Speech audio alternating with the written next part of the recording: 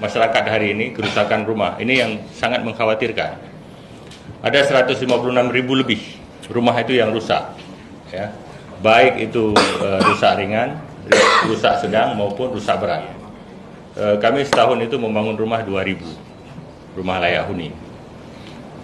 Ini bisa 30 tahun atau 40 tahun kita baru menyelesaikan ini kalau kami tidak dibantu oleh pemerintah pusat.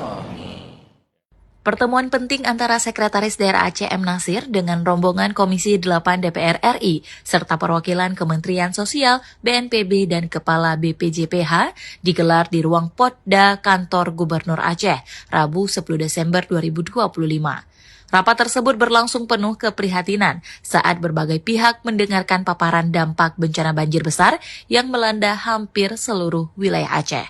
Wakil Ketua Komisi 8 DPR RI, Ansori Siregar, menegaskan bahwa skala bencana banjir Aceh telah jauh melampaui batas normal. Satu kata kesimpulannya dari saya adalah bahwa bencana ini harus bencana nasional.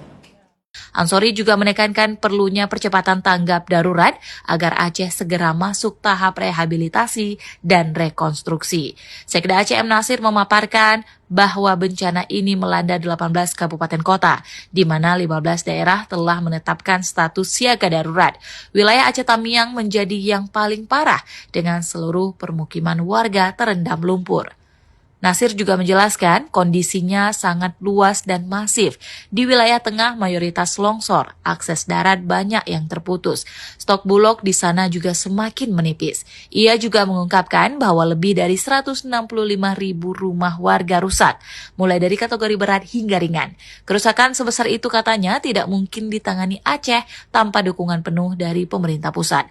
Rapat ditutup dengan desakan keras dari para anggota DPR agar BNPB segera mengusulkan penetapan bencana nasional Sumatera, termasuk Aceh yang menjadi epicentrum kerusakan terparah. Mereka menilai percepatan kebijakan adalah satu-satunya cara menghindari krisis kemanusiaan yang lebih besar.